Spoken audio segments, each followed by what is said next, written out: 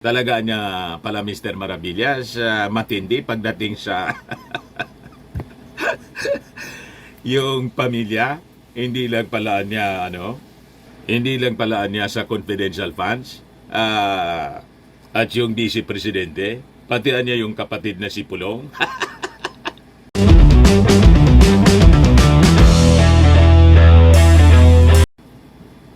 Si Congressman na Pulong Duterte, mga kababayan, paimbestihan sa Kongreso. Bakit na niya Mr. Maravillas? Dahil daw sa bilyon-bilyon pesos na allocation sa kanyang distrito. O yan po yung balita dito sa Politico News. Davao Holy Land no more.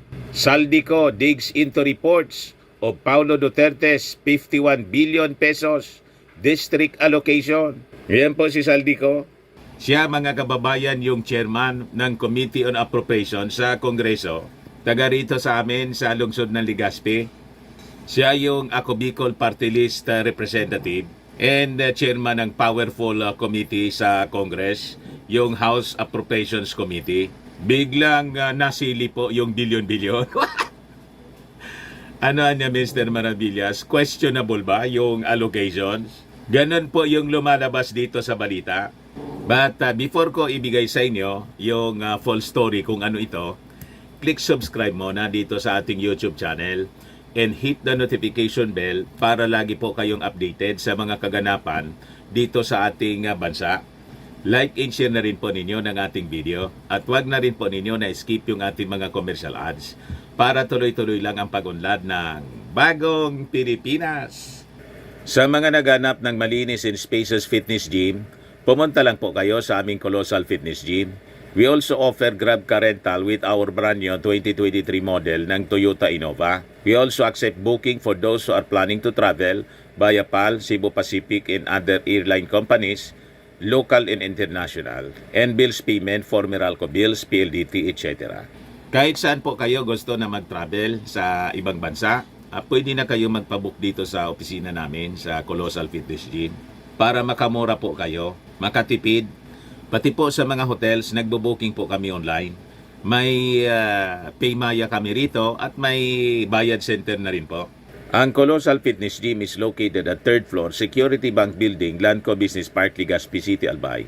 For inquiries, look for Gilon Maravillas. Contact number 0966-802-0949.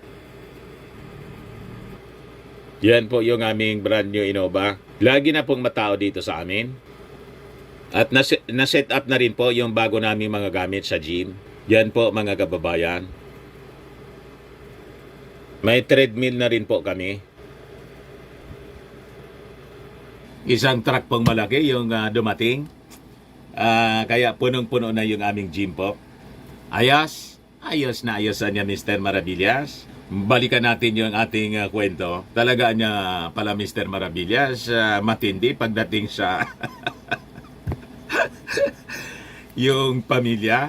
Hindi lang pala niya hindi lang pala niya sa confidential funds at yung DC Presidente, pati niya yung kapatid na si Pulong.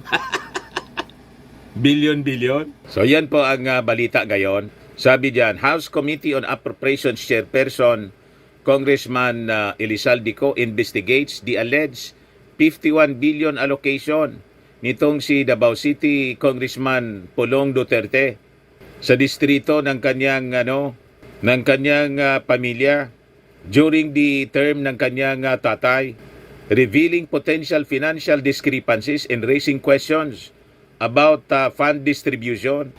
Kung dito sa Bicol, mga kababayan, ang tawag niya, nakagulpi. Jackpot niya, Mr. Maravillas. Tumiba ng pondo o di ba nung panahon ng kanyang tatay, panahon ng pandemonyo. Matindi yung allocation sa kanyang distrito. Bumuluwak ng pera po. House Committee on Appropriations probes reported 51 billion allocation.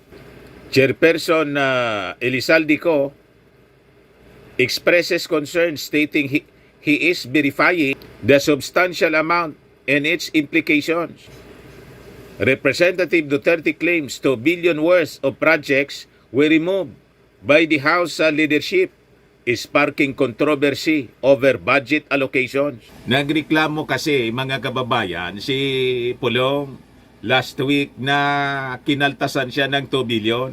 Ayo, nakalkal tuloy yung 51 billion. Manong hindi siya bawasan na sobra-sobra na pala yung naibigay sa kanyang distrito noong panahon ng kanyang tatay. Bumaba ng kwarta, 51 billion. Yung nakalkal ni Saldico. What? You see? Yeah, sabi po ni Saldico, this is so much. That is so much yan. 51 billion. Wala pa akong hawak na dokumento pero pinapahanap ko na po ito. Mukhang 99% itong 51 billion. Mukhang totoo yan, sabi ni ko.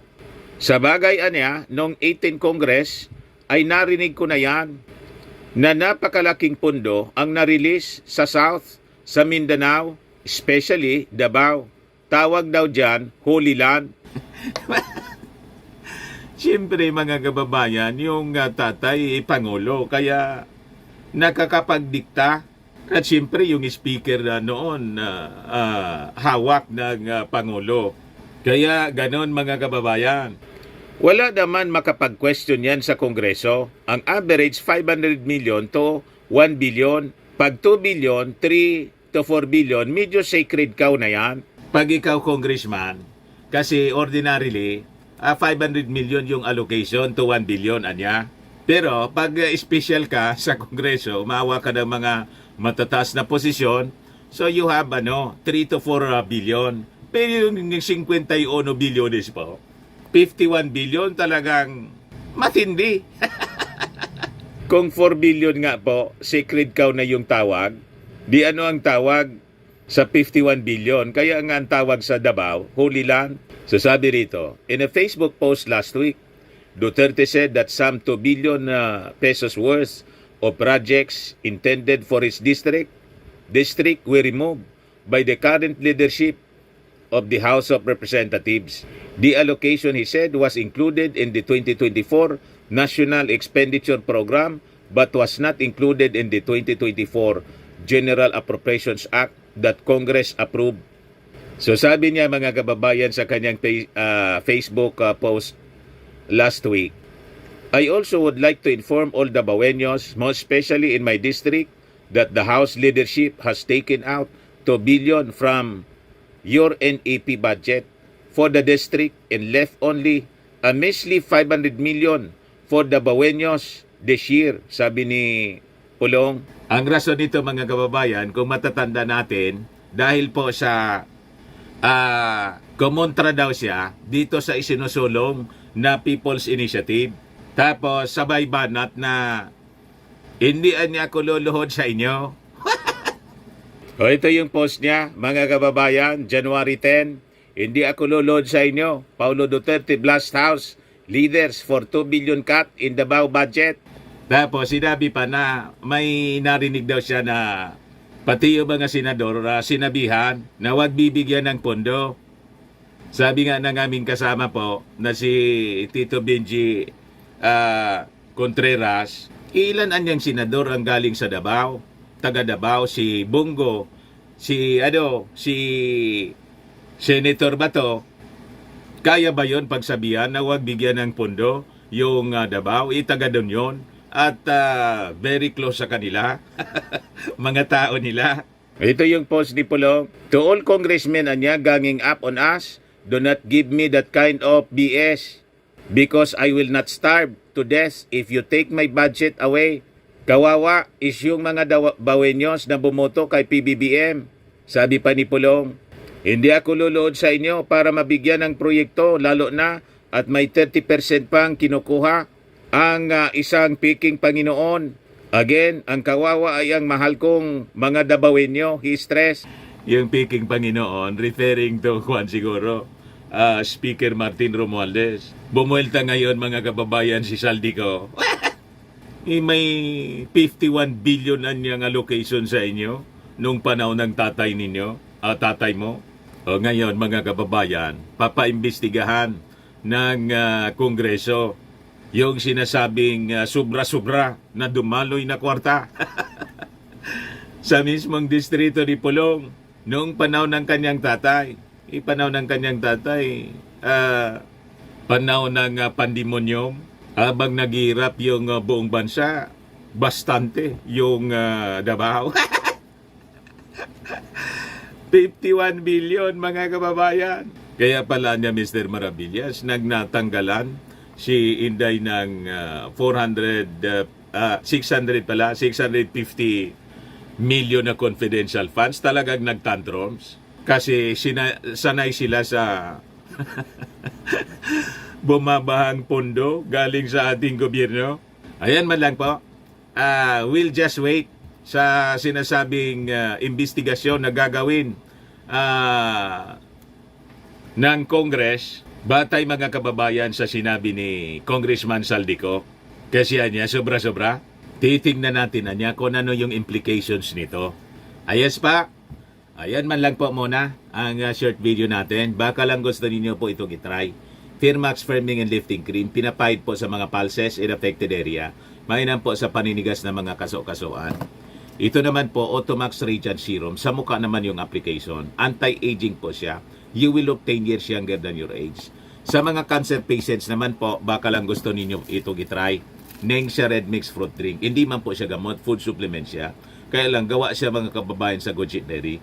Yung goji berry may anti-cancer properties. Ayos pa, yung mga inquiries niyo, dumiretso na lang kayo sa aming messenger sa Facebook para masagot namin agad. Ako po si Dante Maravillas. Bye-bye. God bless.